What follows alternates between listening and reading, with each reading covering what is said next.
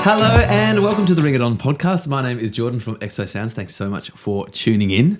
Today's episode is a good one. We are going to have a good time today. We are talking saxophones at weddings and music at weddings and all things fun and weddings and what I actually know something about with my very good friend and musical accomplice on the Doof Sax party time, Gus Leighton. Give it up for Gus. Hey. It's just us. How are you, mate? Yeah, good. Welcome How are to the you, show. mate? I'm very good, mate. I'm very good. We're here on a sunny Tuesday morning. Yeah. Trying to pod away and talk all things Gus Leighton and wedding. But you are a friend, and it is hard to interview a friend in a serious capacity because we just went from being gooses to then all of a sudden being like, right, Yeah. professional moment begins Now. Yeah. As soon as the clap happened, being like, you know, we're on the Ring It On podcast. That's it, mate. But we're all set up. We're all looking good. We're trying to decide which one of us looks the best. We're trying to decide if I like this T-shirt or not. You can be the judge at home. So welcome to the show. It's great to have you here. Oh, thanks for having me. You are a saxophone player. Yep. And obviously you work in our world, my world, with weddings and events all the time and stuff like that. But I guess you're a saxophone player that often comes on for the DJ stuff and for the acoustic stuff. But we could talk about how that all works. But basically I want to know, like, where does all this begin? Because are you not a farm boy from Cressy? Yeah, farm boy from Cressy. Should you not be shooting deers instead of playing sax and tooting on the machines? Look, you know, potentially, but, you know, I got that out of my system probably when I was 13, 14. Enough deers. Yeah, enough. Enough deers, yeah. Yeah. So, but you are a farm boy from Cressy, no? Yep. Yeah, so little deer farm up in Cressy. Yeah. So when does saxophone start? I started playing when I was about 12 through school. Yeah. And Are you at school in Cressy or are you going somewhere no, else? I was in Launceston. Is Cressy near Launceston? We're looking like a 30-ish, 35-minute bus drive. Yeah, that's close enough. Did you get like one of those rural school bus pickup situations? 100%. That's rad. Yeah. Someone's got to do it. You know, full on, you know, ripping on the back seat, you know, just talking crap, talking crap with all my mates. So It your was a good Launceston vibe. school set you up to do sax, as often happens with instruments. Yeah, pretty much. Before that, I was doing other instruments though. I did like 5 years of drum lessons, Nice. but that didn't stick. You know, Okay. Didn't drum stick. We have to start again. Yeah, gotta have to redo the whole podcast. And then did a bit of violin as well. Oh, yeah? But like, yeah, that was worse than the drums. You Yeah, know? well, the violin, which is now becoming a weird wedding thing, which is that we can get to that in a bit. Yeah, Doof violin. It's taken off. Yeah, I don't know if it's going to stay like the sax, though. It's not quite the same. You know what I'm saying? Yeah, I get what you're Like, saying, it's but just- I think it's kind of a vibe in its own right. Like, and you got those guys in Melbourne, like Ashley James, and I'm not sure, like, he's the sax player. I'm not sure what the cello player's name is, but sax and cello, like, they're going pretty hard. I prefer a limoncello. I don't drink, so I can't. I can't really. Is a you know. limoncello alcohol? I don't actually. Yeah, know. it is. Yeah. I don't even know. Yeah. Well, anyway, we can get to violins at weddings and stuff. But is your family musical? Does it start off with that? Yeah, pretty much. Like we had a lot of different music played to us as kids. Dad was very like John Williamson and country and that sort of stuff. Mum was pretty eclectic. She was just into anything. She'd put on like old big band stuff and old gospel records, and just whatever. Just wanted to expose us to different stuff. Because it's funny because you think in your head like John Williams makes sense, but you think like country, you know, farmer, Cressy. You can the idea that it's just like deep jazz. It doesn't seem quite like the normal fit. Yeah, like But maybe that's me being a rude, stereotypical arsehole. no, I don't think so. I could well be. We all We know are I in am our- a little bit. Like, if we want to go deep into like all that old sort of stuff, like John Coltrane used to listen to heaps of country too. Like, Is that true? Yeah, because he said country and jazz were super similar because it was all about storytelling music. Okay. Yeah, he likened the storytelling of country singers to the way he wanted to play the horn. Amazing. Okay, well, this sounds like we're in PhD territory almost. Potentially. I could be talking crap, but that was the story I heard about Coltrane anyway. And that's, why not America, right? Jazz, the South, everything, Dixieland, it's country as well. So that makes sense to me.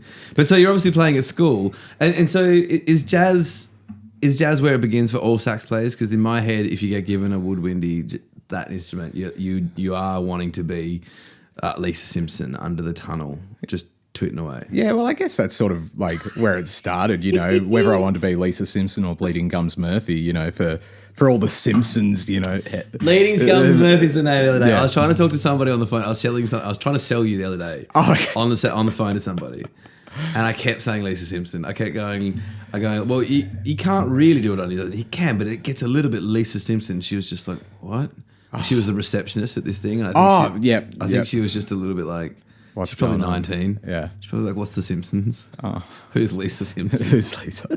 I was like, but 2 hours of him just honking in a tunnel in a concrete area.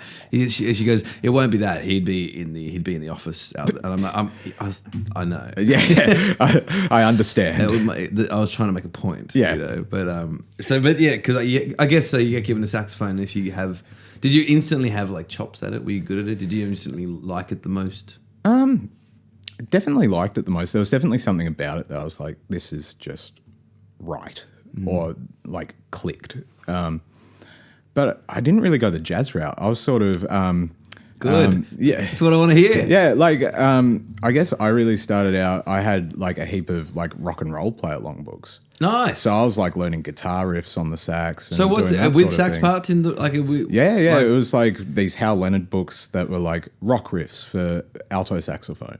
That's so good. And like stuff like that. So it was a mix between that and my teacher at the time, Ellie Baker, had me doing like little bits of classical exercises and stuff. But like, lots of like rock and pop sort of tunes just written out for sax. Because that's a big difference, I would say, because of you, because I've played with a million sax players in my time. And there are so many that get so deep into the world of jazz that and I love jazz, don't get me wrong. I love jazz, all right? Okay? Don't stop asking. I do. That's fine. Every time I play a wrong note, it's jazz. It's jazz. Okay. If it sounds off, it's jazz. It's jazz. Tension and release, baby. Me on the toilet in the morning.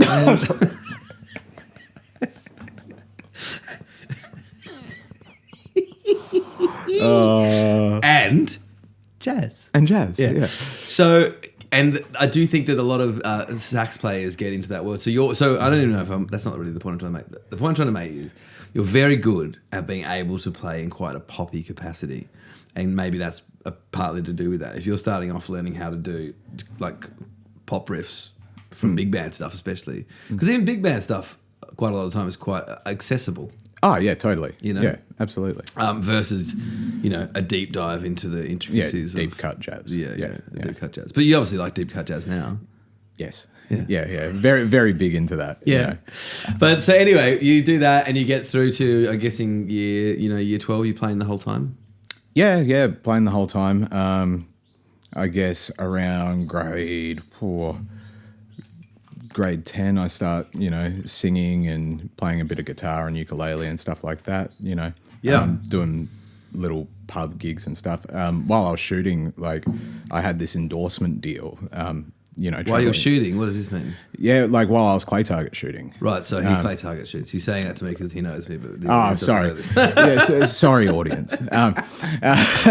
So I was going around clay target shooting like around Australia, and I had an endorsement deal with a hotel. And what hotel? You had to say? The Australian Motor Lodge. Okay. In Wagga Wagga. And I hope it's still running. Really, really cool hotel. Yeah, I see.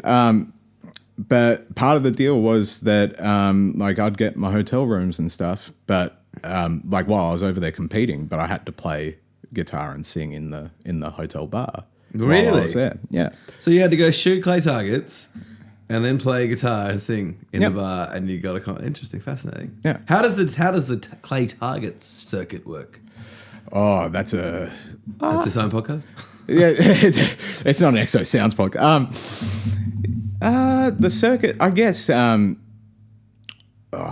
It's more just individual competitions. Like It's like so it's like any kind of tournament sport, like a Yeah, tennis competition. pretty You much. just go around and get yeah, into it, you go around and you compete wherever, whenever you can. But it's like weekly competitions for clay target shooting. Yeah. Like obviously there are bigger ones, but every Sunday in Tassie at least, and I'm pretty sure nationwide there is a competition somewhere. Really? Were you good?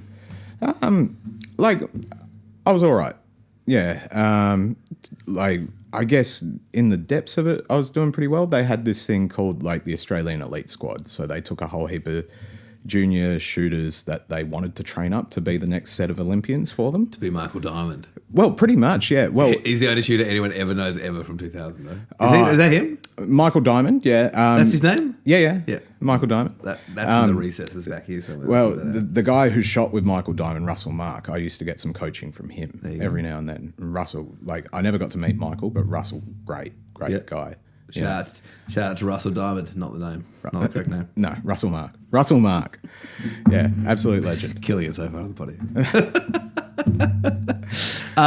Interesting. So you got to play. So you were playing in pubs, which gives you, I guess, a little bit of that early experience of like gigging. Yeah, totally. Which is, shows, I think, young musicians that there is a job to be had in it. Yep. For sure. And then I guess, you finish year 12 and you go on to do what?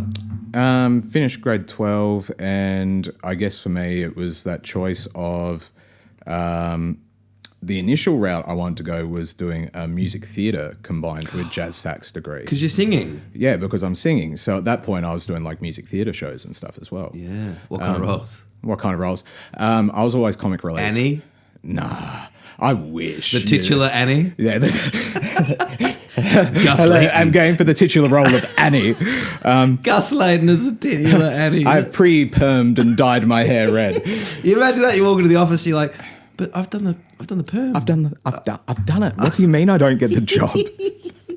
They're like, yeah, well, after an 11-year-old girl, you're like, I didn't know. I didn't read that bit. I sort of took the role in a different route.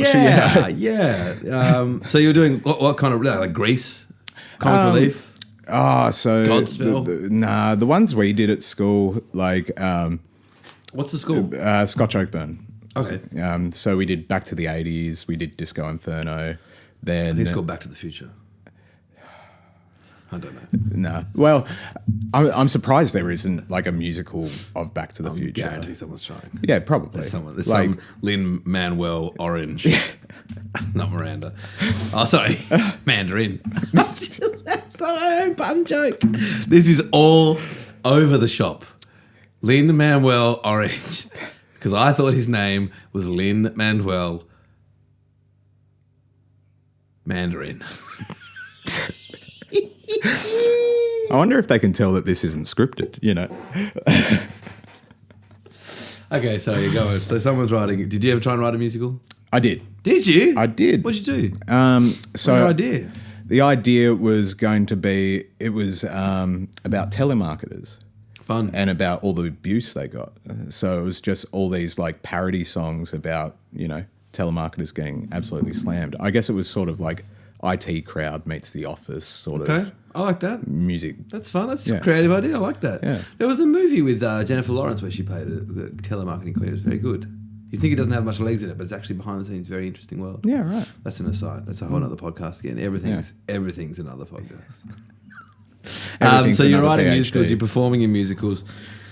And then when did you meet me?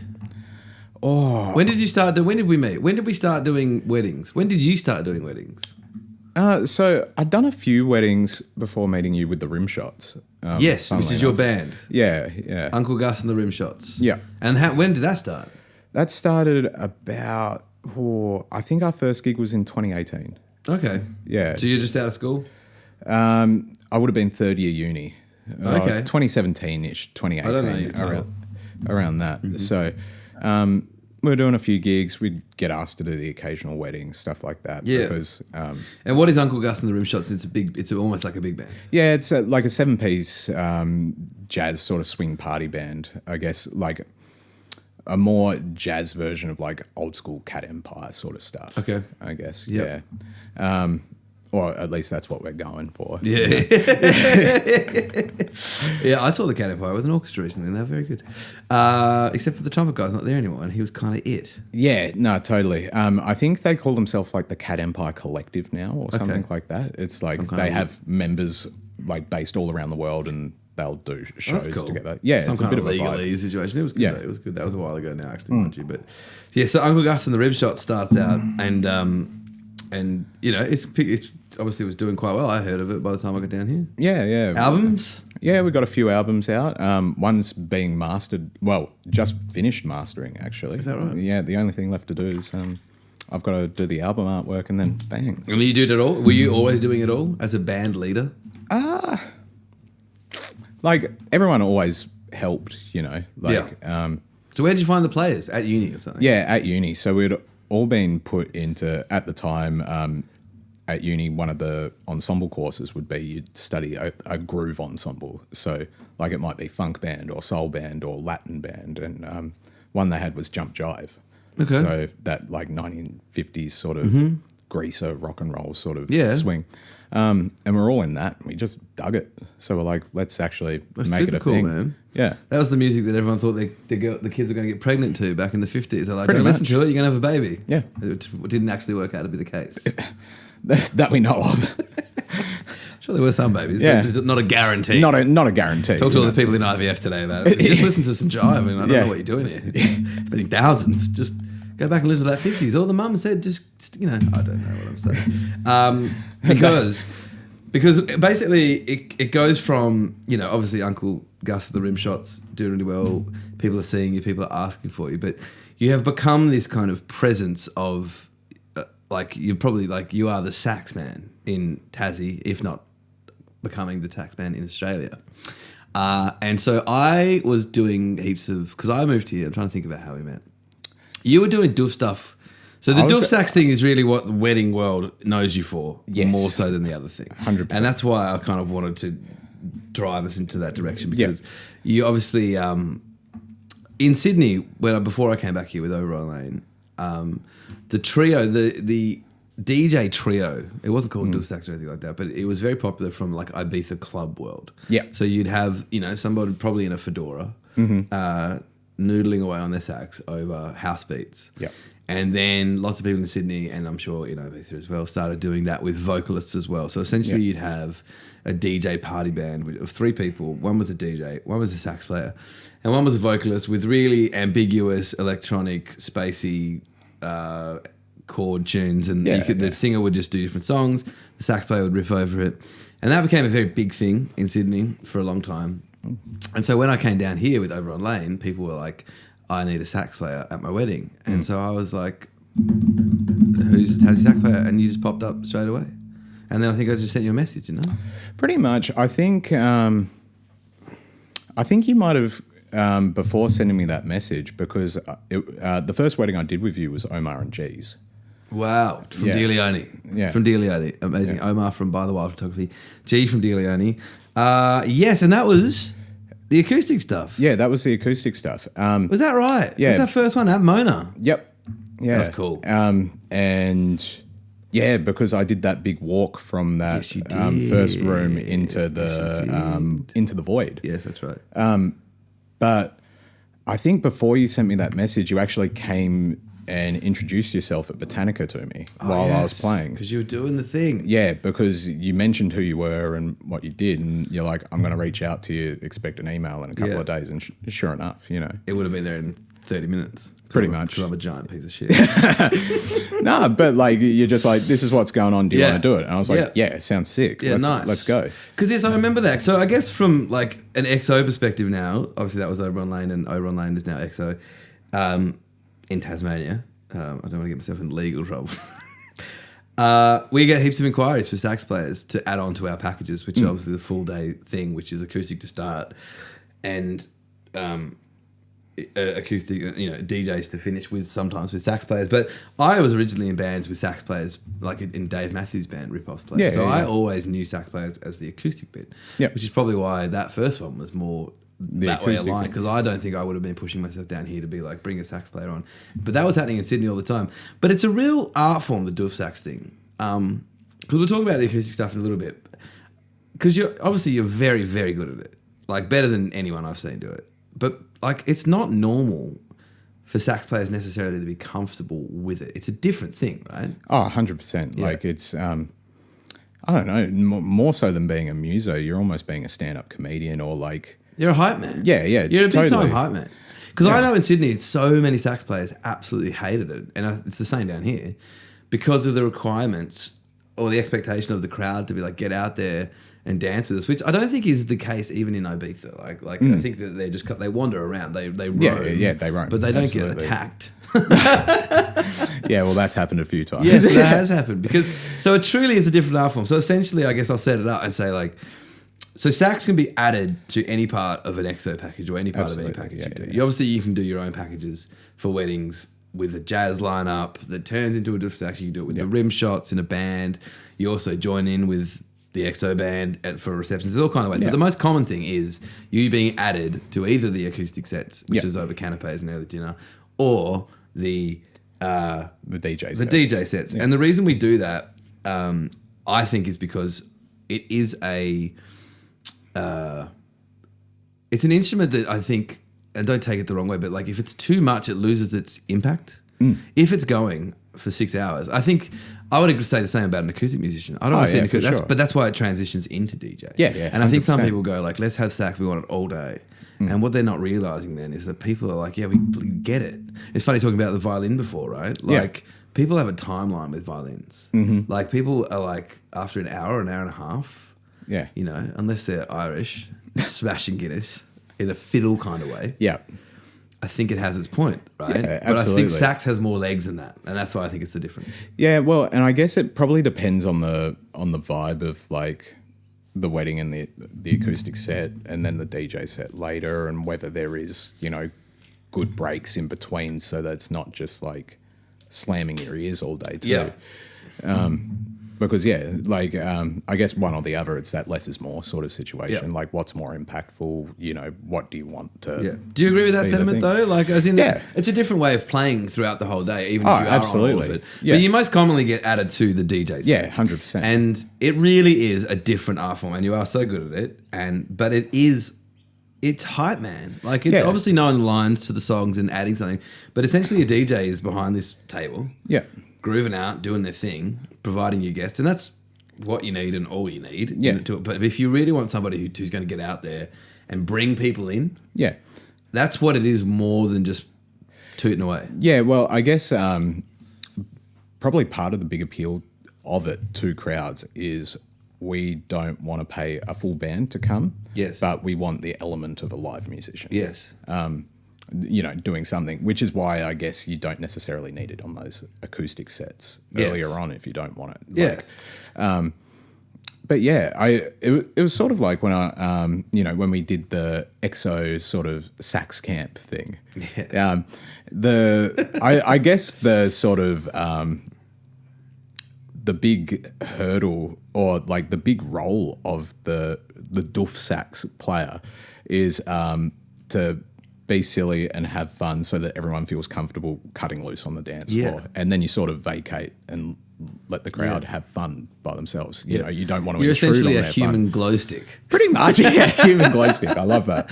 You know? Because people have at these weddings, these foam glow sticks. Yeah. And I was looking into like why this is happening because I like it. I think it's really good. But it gives some people something to do with their hands. Yeah, totally. So they're not in their heads straight away, and they're just like, well, so they just go for it. You're a human version of that. You just get out there and do it because it really does give people permission. Like it really elevates.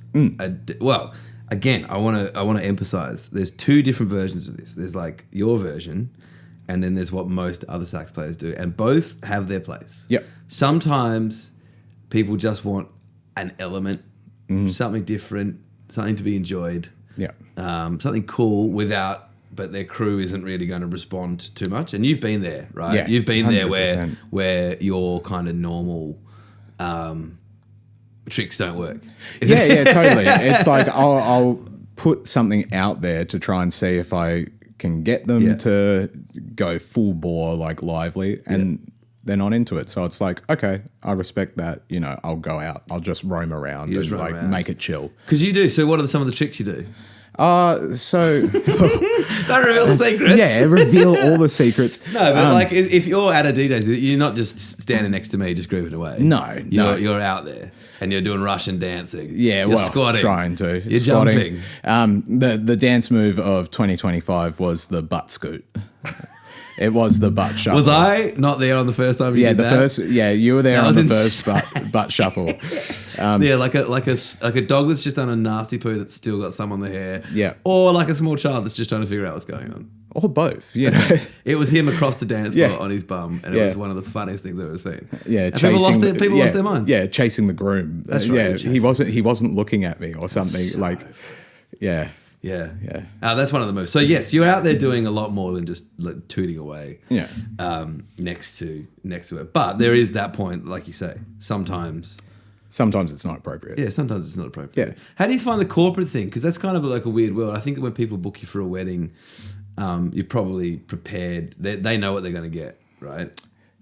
Yeah, like I guess a lot of people booking for weddings have ever seen me at weddings and have either got in touch with you by asking the bride and the groom who they went through, or like they've found me on Instagram from a tag or something they'll put and gone, how do we book you? And then I'll pass it on. So I think most of the gigs that we get for Doof Sax, or at least the ones that I'm on now, are people knowing what they're getting into. Yeah, absolutely. Yeah. Because we get lots of inquiries of people asking to add sax, and if they don't know who you are, we send them your reel, and they either want that straight away, or they go, oh, is there any like a more chill is there a version. more, I go, well, I didn't make a non-chill hype reel, did I? Yeah. It's going to be the name hype reel. Yeah. It's going to be the highlights. Yeah.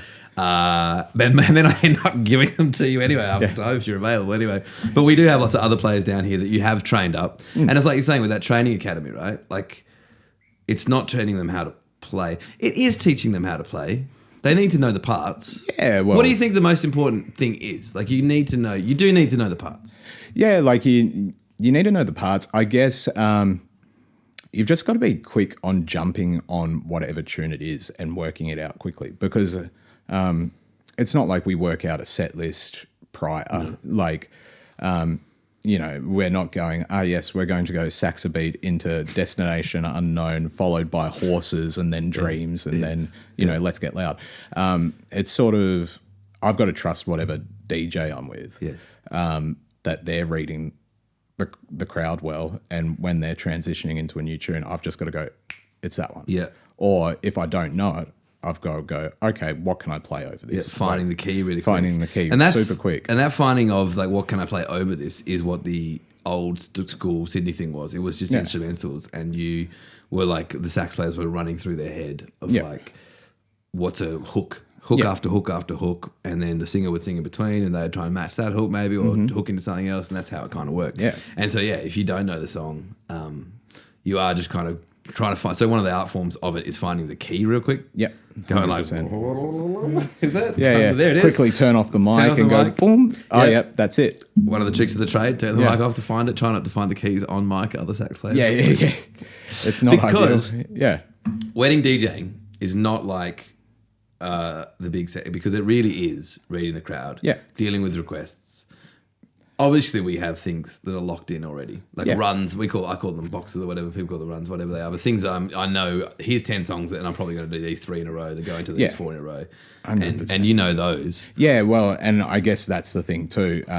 Knowing every DJ's like little tropes of runs too, because you've got different runs to Lawrence has different runs to. Shout out to Lawrence. Yeah, because you work with a whole bunch of DJs. Yeah. That's one of the best absolutely. things about it. That's why you become so successful and popular, is because you can work with Hugo or Lawrence or Bell or any number of our guys we can plonk you on with. Yeah, well, and that's kind of what makes it fun too, because it is, people give DJs crap for not being musos, but they are very musical and they have their own approach to doing it, 100%. So it's like whenever I'm on a gig with a DJ I haven't worked with before or anything like that, they're always like, well, what do you want to do? What's your vibe? And it's like, no. Like, I'll go off your vibe, because that's what keeps it really interesting 100%. for me. Yeah. And you've got the skills to do that, man. I literally got to Italy. I'll never forget going to that Italian wedding, and the sax guy who's like the number 1 sax player in Italy, Valentino. And he was like, oh, no, we couldn't speak the same language. He's just like, whatever, anything, fine. And then I just played like every banger, like Gimme, Valerie thing. And he's like, ah. I was like, you said whatever. Yeah. Don't say it unless you mean it. He was absolutely useless. It was so funny. He was good at his thing. Yeah. So he went out as a feature piece, which I think is a slightly different thing again. He came for an hour and had 3 things that he kind of erupted upon the dinner. Yep.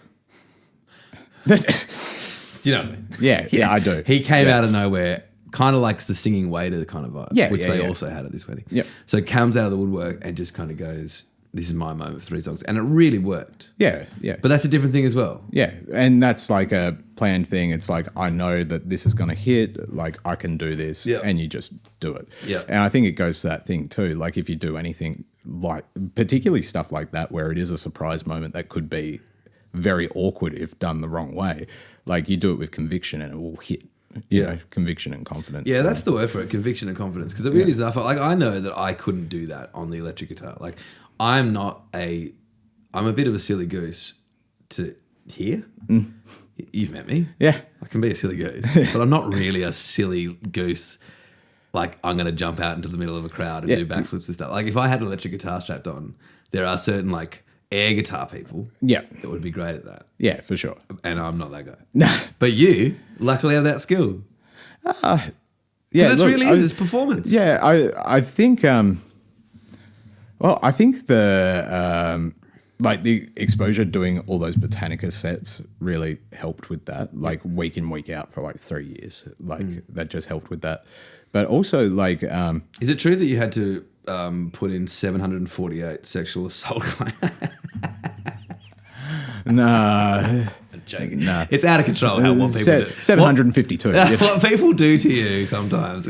Sometimes it goes a bit too far. My camera roll is just... Yeah. We could take it to the lawyers. Yeah. You could... I don't know who to sue, but somebody's in trouble. Maybe I should be sued because you're working for me. No, it's fine. I sue you, I'm out of a gig, That's how they get you. That means I'm your abuser. Don't say that. Just because I got the golden cash, mate, doesn't mean you get... I'm joking. But people do attack you.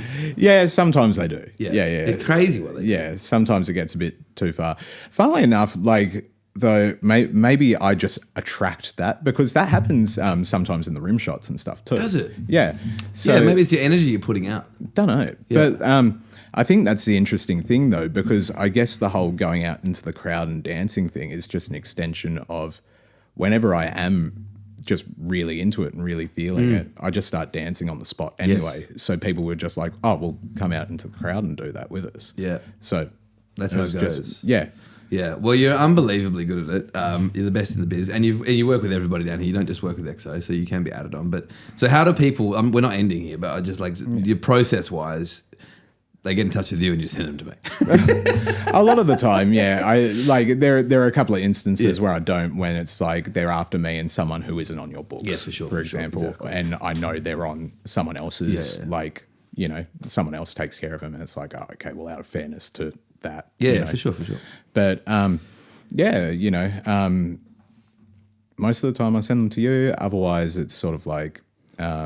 I've done a bit of work with a company in Queensland recently. Yes, you've been doing stuff. And you also do like all the jack jumpers, well, not all the jack jumpers, some jack jumpers, and all the hurricane stuff as well, which has become a really big thing. Yeah, absolutely. That's really cool. Yeah. So again, you're just the massive hype man, right? Yeah, pretty much. It's, act like a bit of a goose and have fun and just try and make everybody else have a good time too. Which is different. So I think if people are inquiring and trying to figure out what you bring to a wedding and that, it is that added heightened element of like a performance and people are going to come in. And so let's get down to some nitty gritty on weddings. Like, do you like weddings? Oh, I love weddings. They're fun, right? Yeah. They're always going to have a good time. What is the best length of a dance floor? Look, I don't think you can go past 2 hours. Like, I reckon 2 hours is enough time for people to settle in. They can also take a bit of a break in the middle of it and then come back and like go for it. Because sometimes we talk about the power hour right at the end, but I almost don't think that's quite long enough because you don't get that time to settle them in. 100%. And then if you're looking at 3 hours, I reckon that's just on the verge of being too long, because it's like by that sort of 2 hour mark, people are too tired to do anything. Yes, I 100% agree. I say this to everybody who wants a really long dance floor and think it's going to be the biggest party in the world, because they maybe they love being in the clubs and they've been 5 hours. But it's not like that at a wedding. No. And people want to talk at a wedding, and people want to catch up, and people want to talk to the bride and groom. So Absolutely. I think a really long dance floor at a wedding means that it's going to massively ebb and flow. Yes. And people are going to sometimes look over and go, oh, they're not playing bangers. And it's like, we are playing bangers. We were playing bangers that worked last night on a 2 hour dance floor that went berserk. But because we're in hour 2.2 and we've got another hour to go, people are dropping off. People want to go get the bars closing, so whatever it could be. Yeah. And there's something about a 2 hour dance floor or less, maybe 1.5 to 2. Yeah, you don't really want less than 1.5. No, I don't reckon. I mean, you can do an incredible hour of power, but most people want to hear more range than that. Yeah. And you can't really do the range. No. And at the same time, like doing the hour of power, that can be just as tiring as a 3 hour set too. Yeah, absolutely. Because it's like you are just playing all the bangers that they want to hear, and they just slam it. And when they get to that 45-minute mark and they are dying. It's absolutely true. Yeah, it is. I had an hour of power the other day by accident because things just went way over, and I really wanted to give them what they'd asked for, and they'd asked for a huge range. And what it meant was I was kind of doing some offensive mixing just to get out of songs real fast into another one. Because they wanted to hear Unwritten and this and Crazy in Love, and then they wanted to hear Fred Again and Dom Dollar, and and I'm just like, whoa, okay, and kind of moving through things unnecessarily fast. Yeah, totally. And I do think that there's an hour and a half point, if you're not big dancers, that it's just going to go rocket ship to the moon. It's going to be awesome. And I think 2 hours is that sweet spot of you can let them settle in, they can go get a drink in about an hour, and you can bring it home like crazy strong. Yeah. Are there any, in the sense of a venue, is a tight space better or a big room better? Like, what do you like the most? People ask me about this all the time in the sense of, you talk. Not me. Well, I guess there are a few factors there. I guess it depends on the amount of guests you've got too. Yep. And I guess it depends on the room. For example, is the room where everybody is eating, is that going to transform into the dance area, or is that separated somewhere else? I would generally say like a bigger room where all of that can be sort of encapsulated, like sort of like Frogmore. Frogmore is sort of a great example of that. Like you've got the tables right at the back, and you've got the dance floor up the front, and it's enough area for both. It doesn't feel cramped, and people still have those seats and those tables there that they can get away from the dance floor and still enjoy themselves and have a bit of fun. Yeah.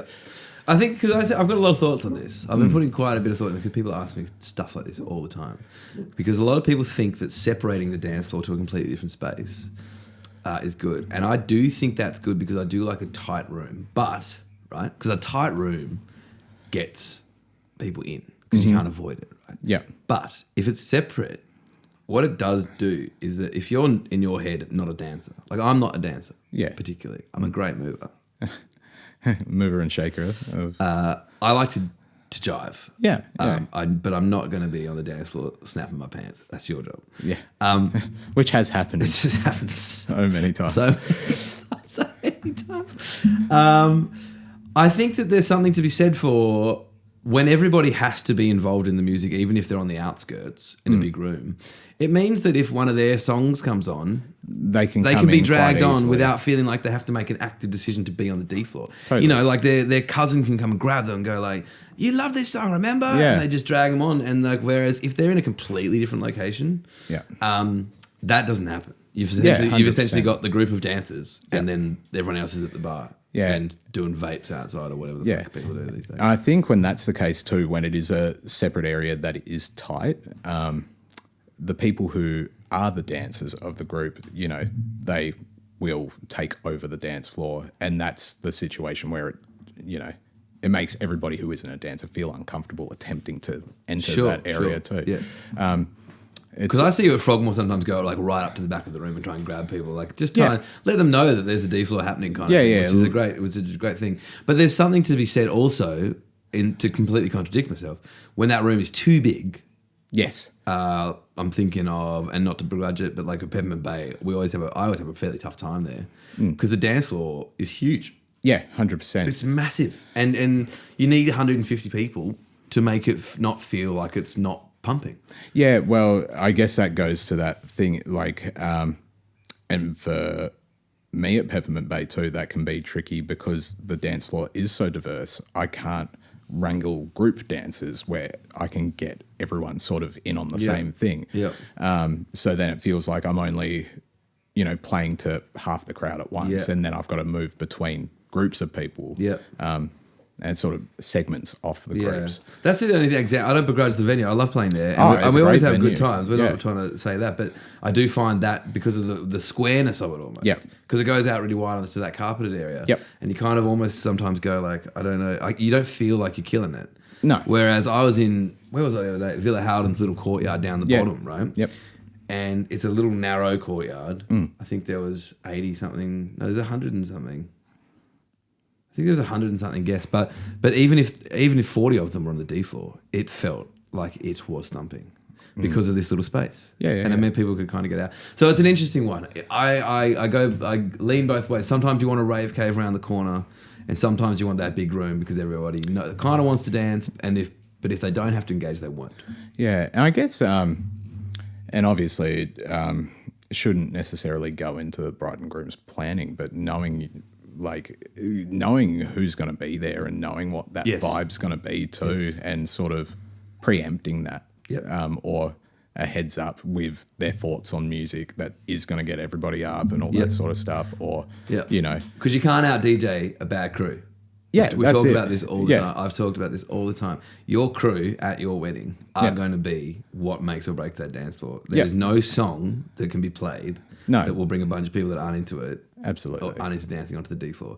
So we have these moments together where like the night before I've done like, this is a really good one I find. Backstreet's Back. Oh, 100%. Yeah.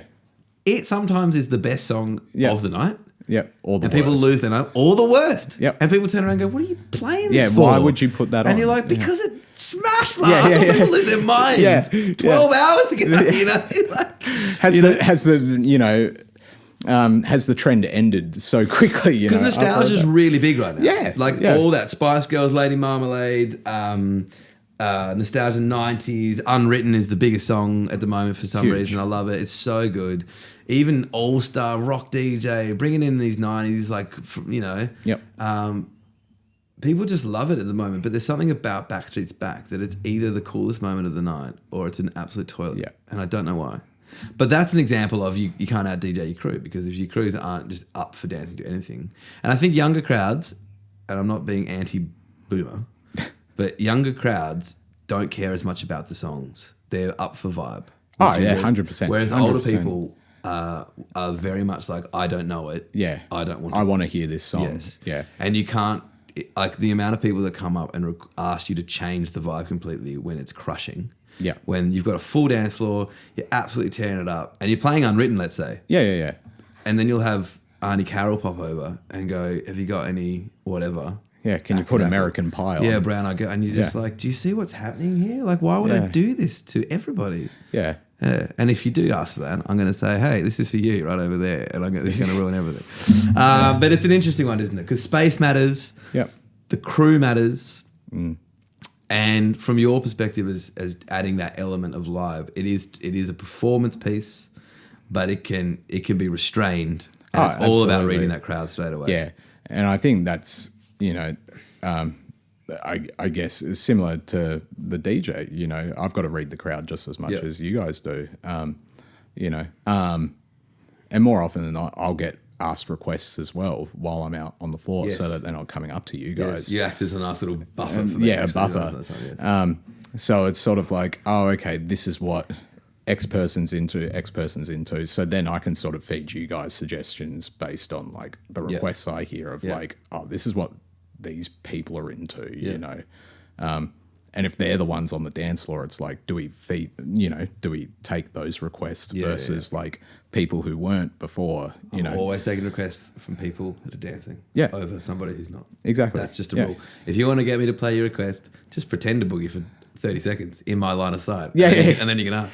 I don't care if you haven't been on the dance floor. Then I'll be like, oh yeah, sure, what do you want? Because I haven't noticed. Yeah. Whereas if you come out from out of nowhere, and I've never seen you in the bathroom, and I go, hey, play, it's just. Well, and that's a classic thing too. Like the few weddings that I've DJ'd for you because whoever's been sick or something you have saved like the that. day with some chaos. But like it'll be that thing of people will come up with requests and you'll put the request on and then they'll immediately vacate the dance floor. Oh God, it should be a crime. Like, it should actually be, that is a police crime. It should be something. It should be able to be reported to somebody. It's like, how dare you? You requested this song, it is bombed. Yeah. Like, and you have vacated the dance. You stay floor here and suffer with me. Yeah, totally. You stay here with me. Yeah. You deal with the wrath of this terrible song selection. Alanis Morissette was never going to hit. One hand in what pocket? Oh, dear. So there's a few things like that. It's an interesting one. There's definitely a lot more to it than people think. So what are some logistical things that people need to think about? Firstly, from a booking perspective, as your booking agent and Exo Sounds, sax players are booked in 3-hour blocks most of the time, which means it's for the dance floor only. So a lot of people ask you to do like a walk at 6 or a entrance doorbell or something. Yeah. And it doesn't work with the way that the package works, because then if they do that, you're kind of sitting around for 2 or 3 more hours. Now you can obviously add it on. Yeah, 100%. But it's not part of the standard booking. And that applies to the acoustic stuff too. It's like you're either booked for this bit, or we do a big combination that's a different thing. Yeah. But the reason for that is kind of like we were talking before. It's so that it doesn't... it doesn't take the moment. Yeah, it doesn't take the moment away, and you utilise to the best of your ability, and you're not sitting around, and it's not another crew meal that they have to. It's like you come in, first dance onwards, you bring the party. So logistically wise, thinking of that time, because most wedding receptions are 5 hours, give and take, 6 to 11. You're not there at 6. You can be, but it's very rare, and it's probably not worth the extra expense in the sense. I mean, you like the extra expense. Oh, like it's one of those things. Like, obviously, I'm more than happy to do it. You're a people pleaser, mate. You'll do anything. Well, yeah, I honestly will. Like the amount of shit I put to you, and you're like, oh man, I can do it. I don't know how, but I'll make it work. Yeah. Well, that's it. Always say yes. You know, or bring solutions. Yes, it's like exactly. let's just roll it. Let's do it, and we'll make it but make it a thing. But that is one of those things of like, it is an extra. It's a 3-hour block for the sax. It's an add-on.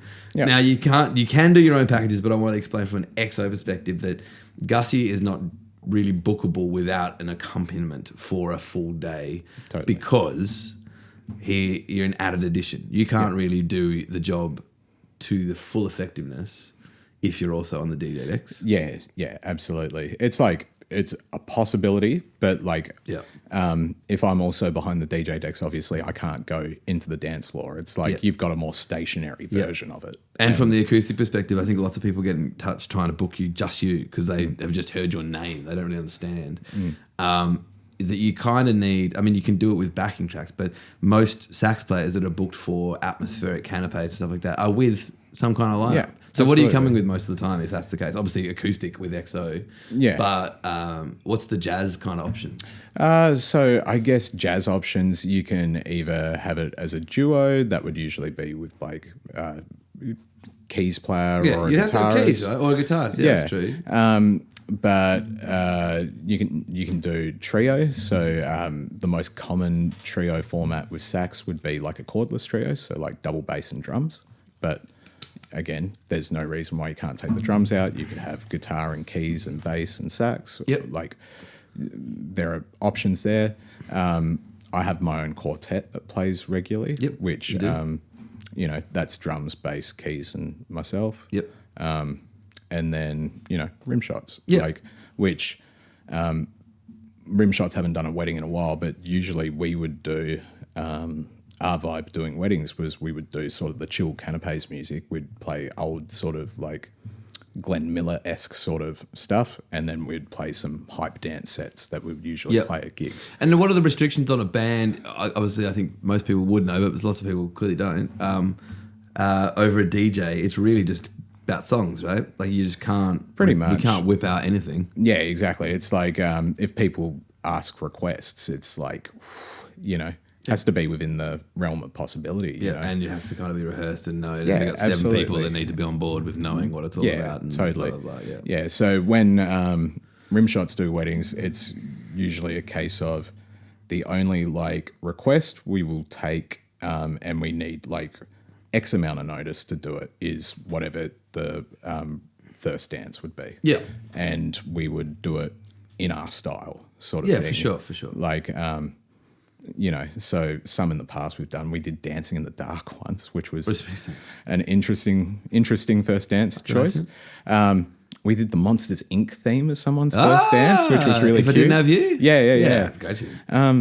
We did Harvest Moon once. Neil Young. Yeah. Mate, so pull 'em out. we've got a few. This is Frankie Valli, we've done that. What a Night? Or no.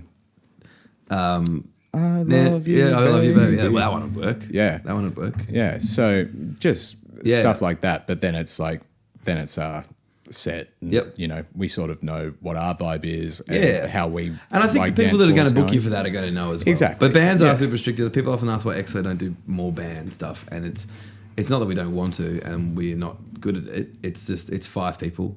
Yeah. To get 5 people anywhere is complicated and difficult, and they all have to do 5 points of failure, as I put it in my dumb business talk. It's always good, but requests are more difficult. Yep. Set breaks are required, so there's a lull in the D floor most of the time because you can't just keep playing for 2-3 hours straight. Yeah. So all these things need to go into the mathematics of your booking of like, all right, I'm paying for 5 people, I've got to do this, covering the day. The singer, if they've already done duo sets, ceremony, exactly. what, they're going to sing 7 hours, blow their head off, it's just a very tough thing to coordinate, which is why the sax and the adding the sax to the Doof Sax vibe has been so popular and successful over the years. What about staging? Do you like a stage? You prefer to be off a stage for this? Well, I think even when we've got a stage, I would get off stage every now and then to do what I do. But a stage can be nice sometimes to create that separation, particularly in those moments where I do get attacked. It's You like get so attacked, mate. You get so attacked. It's like I can actually hide somewhere. Without hiding. Yeah. Like a cool venue for it, and I forget the name of it. It's a old school sort of barn thing, and Valleyfield in Norfolk? Yeah, Valleyfield. Like Look at me and my freaking wedding knowledge, mate. Yeah. How the wazoo. Well, I actually think Valleyfield is a bit of an underrated venue. Yeah, it's really cool, mate. There's got its restrictions. I love it there, though. Oh, it does have restrictions. We book heaps there, but it's, that DJ set up the top is sometimes, the disconnect is kind of something different. Yeah, but exactly. how cool is it for you Yeah, to be along the stairs? And I think that's where it works really well because it's sort of like I work as a way to... stop that disconnect from being there, you know, because I can run around, I can do my thing, I can hype everyone up, show them where you are, and then I can, scoot around the balconies and stuff, We've had some great nights there. Yeah. What's another venue you like? What's some venues we love doing? I mean, obviously the Froggies is always a delight. Yeah. Valleyfield's really cool. I'm trying to think off the top of my head. I like Flagstaff. I like the Harvest Hall in Flagstaff now. Yeah. Because it's just this tight little spot. Yep. And people just kind of get in there and get into it. Where else? I've done a few at La Sedina. Yeah, so good. Yeah. La Sedina's an underrated gem as well. Just there in town. Yeah. So and cool. like tight little venue, just a real nice intimate spot. Yep. I think. Obviously Mona was heaps of fun. The few we've done out there. Yep. So let's talk about the acoustic set. So obviously the Doof Sax is what we normally get booked for, but you've also been on a lot of weddings with me as the acoustic thing because it's a really cool thing to add that to. And I think if they're more music lovers, they know they're going to get the songs that they kind of know from me or me and Laura or any of us at EXO. But you kind of get to solo and spread that out a little bit, and it's a nice addition that people should do more. But I think when they come down to choosing, they always pop you on the, on the dance party. On the dance party thing. But it's really cool, yeah? Yeah. The acoustic stuff's great. Yeah. Like, and I think it is that thing too. Like, because you guys are in that realm of we're doing weddings and stuff like that, and everyone on the books knows that it's a wedding. Like all their sets are prepped with, okay, these are the tunes that people want to hear or are expecting to hear. So it's not like the range of the sets that you get through the acoustic stuff doesn't open it up to any like, oh, can you play Wonderwall or anything like that? Exactly. It's like you're gonna hear what you're expecting and what you want to hear. Yeah, like, exactly. And we try and tell all our guys to kind of, it's broad, but it's fairly modern broad these days. Yeah, 100%. It's Harry Styles and Espresso and Thingos mixed with Motowny Lovely Day and things like that. And it's just all vibe. It's all about the vibe. And when the sax is there, it definitely goes from being a lovey-dovey in the corner, overly lovey-dovey. Like we're not doing Lovely on Rose. Like, you know what I mean? It becomes from that to a bit more of a groovy vibe, especially if the trio's there, it's even better, of course. Yeah, 100%. And the trio, like I haven't been on a trio one in a while. Like the trio stuff is so much fun. It's good. Yeah, it's a good vibe. Yeah. It is. I think if people toss up going like, oh, where do we want to spend the money on the day and how do we do that and are we getting the most? Sadly, most couples are off getting photos during that hour or two. Yeah. And they don't get to engage in it as much as they want. But there are ways around that, which we talk to photographers about. But yeah, so yeah, you can be added to that too. It's a very cool addition, very worthwhile doing. And beyond that, you're just you're a massive big dog. You're going everywhere. You're doing jackies. You're doing hurricanes. Oh, trying to. You're a big dog. Oh, woof woof. You know, I don't know. There's a bit like, of my Instagram. Yeah, woof woof. Well, no, honestly, you're unreal at it, man. And cheers, man. And a delight to have on board any wedding. And the team. We gave you a cooler bag today. Yeah. I should spread the cooler bags. We'll do it later. We'll do it later. Filled with talk to me about coffee. Suntory Boss. Oh, Suntory Boss. Oh. You know, they actually reacted to a message I sent them the other day. This is obviously a huge Japanese company. Yeah. But after so long of being left on red by Suntory Boss Australia New Zealand's Instagram account, they sent me a love heart react to a photo of me being like, Hobart Hurricanes, you know, we're playing today, fueled by Boss. Amazing. That's so good. Yeah. You finally got in. You got 1 foot in the door, maybe. One foot in the door, you know. It's not even that the door's open. It's sort of like I'm a little mouse, you know, squeezing under the gap. The gap. Yeah. It all happens. Because you drink a lot of Suntory Boss. Yeah, I do. In the black. It's good. You always come up with it. You always have them in the bag ready for things. Yeah, exactly. And you've got a painted saxophone too. Yeah. The lilac leopard. The lilac leopard. Yeah. And he's got more coming, do you know? Yeah, I've got 3 more coming. So is that something now that couples are going to be like, I want him with this colour sax? Well, I think that's what we're gonna be going for. I think that's like, cool. So they are purposely, I'm not going to give too much away, but they're going to be purposely designed with different colour themes so that, you know, hopefully we can pick something that fits the design of your wedding. And that's true. Like this is, I'm joking around a lot in this episode, obviously, but like seriously, there is these little bits of effort that go into different things. And just like that, it's like, that's kind of what EXO does with everything. Yeah. We like to think. But it just elevates it from just, I've got a sax player to like, I've got a sax player who's just making the sax look cool and be part of the thing. Do you lights? You put lights in your thing too. Yeah. I bought some new light bars the other day actually. Then they go in your horn? They go in the bell of the horn. Yeah. So good. I don't think I've shown you the new ones, but like they are nuts. They're sort of like your EXO like LED like sign there. Like that's how bright it is, but it's like a foldable thing. So I can actually like pull it out and extend it and like wave it in the air and then fold it back and chuck it in. Yeah. And it's got that like it's got a whole heap of different like programming and like you can do different effects with it, or you can have it sound activated so it will actually dance with the tune, or just dance with me doing dumb stuff solo. So good. Yeah. That's what we're saying. It's all these little extra elements that takes you above most because you think about all this stuff. Where do you stand on lights, just in general? Do you like having lights on a DJ set, or it doesn't matter? I think, you know, the lights, you don't want the house lights on. No. Like, I think, as my partner would say, you don't want the big light on, you know, because there's no atmos there. And also with, I guess, dancing and stuff like that, if you're not a dancer, you don't want to be seen dancing. No. So you want the lights down so that you can sort of, hide in the shadow of the night sort of situation. Absolutely. Photographers will sometimes light it up to get footage. And then I'm like, can we get those off as soon as fucking humanly possible, please? Yeah, it's like, leave them on for the first dance. Everyone wants to see the first dance. And then lights are cool. I think sometimes they go into club zone and it gets a bit tricky at weddings because you don't want it to be a nasty club, but sometimes you do. Yeah. But yeah, definitely get the lights low and ambient. Yeah. Daytime, someone was asking me the other day about how do I get a dance floor going at daytime. I think that's 100% crew dependent. Like, it's very hard to overcome lights like that.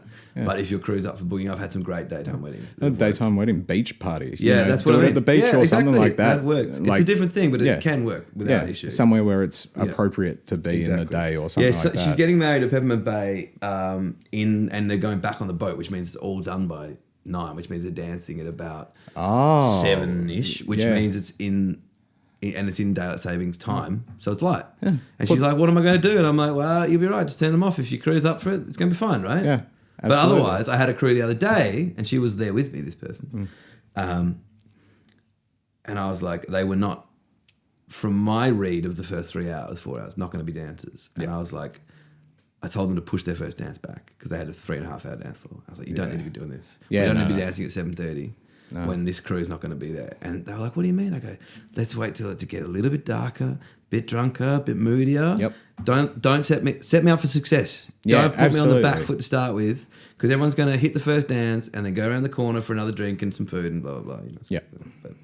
But anyway, mate, you're a bloody legend. I love you. Thanks so much for coming on the show. Thanks for listening, everybody, on Ring It On. He is at Gus Leighton on Instagram. Yeah. We're at the Ring It On. Oh, bloody hell, I don't even know my own Instagram. You'll find us, for God's sake. We know it's to Ring It On Pod.